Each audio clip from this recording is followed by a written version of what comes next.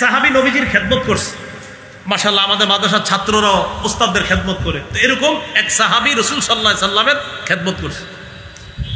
খেদমত করার পর নবীজি তাকে বললেন, সাল, এই তুমি আমার কাছে কিছু চাও, যা চাইবা তাই দিব, চাও। সাহাবী বুদ্ধি করে বললেন, ইন্নী আসআলুকা মুরাফাকাতাকা ফিল জান্নাহ, হুজুর আমি জান্নাতে আপনার আশেপাশে থাকতে চাই, সুবহানাল্লাহ, আপনার সাথী হতে চাই। সাহাবীকে নবীজি বললেন, আও গায়রা যালিক, এছাড়া অন্য কিছু চাও না? কয় না, এটাই চাই, আমি জান্নাতে আপনার আশেপাশে থাকবো। চিন্তা করেন কি বুদ্ধি করে জবাব দিস। আমরা মনে কইতাম 10 তলাটা বাড়ি লাগবে, এরকমই তো, নাও কি কইতাম। নবীজি বললেন, আমার আশেপাশে যদি থাকতে চাও একটা আমল বাড়ায়া দিবা, এই আমলটা সবাই করবো না ইনশাআল্লাহ। নবীজি সাল্লাল্লাহু আলাইহি সাল্লাম বললেন, আইন্নি আলা নাফসিকা বিকাসরাতিস সুজুদ, আজকে থেকে বেশি বেশি নামাজ পড়বা, রুকু করবা, সেজদা করবা। যত বেশি নামাজ পড়বা, যত বেশি রুকু করবা, যত বেশি সেজদা করবা, জান্নাতে আমার তত কাছে থাকতে পারবে।